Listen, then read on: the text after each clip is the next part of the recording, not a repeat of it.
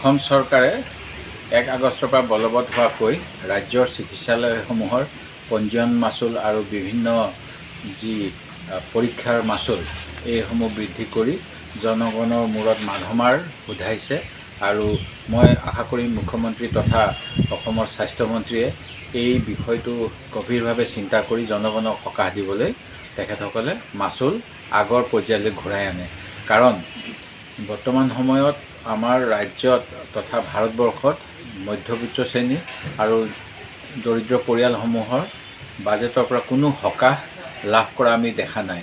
যি সময়ত বজাৰত মূল্য বৃদ্ধি হৈছে, বয় বস্তুৰ দাম বৃদ্ধি হৈছে, সেইখিনি সময়ত যি চিকিৎসা ব্যৱস্থা, এই চিকিৎসা ব্যৱস্থাৰ ক্ষেত্ৰত জনগণৰ ওপৰত এনেধৰণৰ মাচুল বৃদ্ধি চৰকাৰী চিকিৎসালয়সমূহত কৰিলে তেখেতসকলৰ পানীত হাঁহ নচৰা অৱস্থা হ'ব।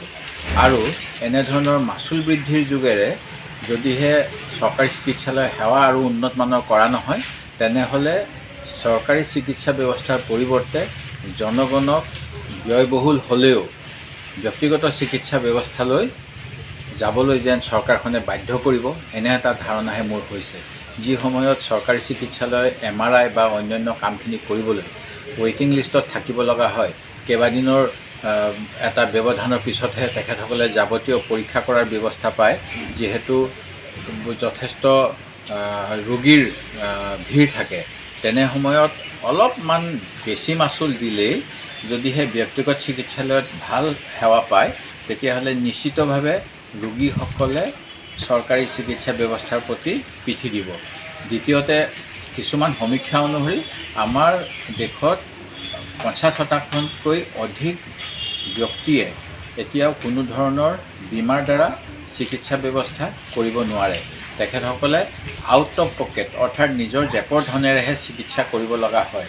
তেনে সময়ত অসম চৰকাৰে সাধাৰণ ৰাইজক চৰকাৰী চিকিৎসালয়ত কোনো ধৰণৰ সকাহ নিদিয়াকৈ এনে কাৰ্য কৰাটো অতি দুৰ্ভাগ্যজনক। আৰু মই চৰকাৰৰ এই সিদ্ধান্ত পৰিৱৰ্তন কৰিবলৈ দাবী জনাইছোঁ।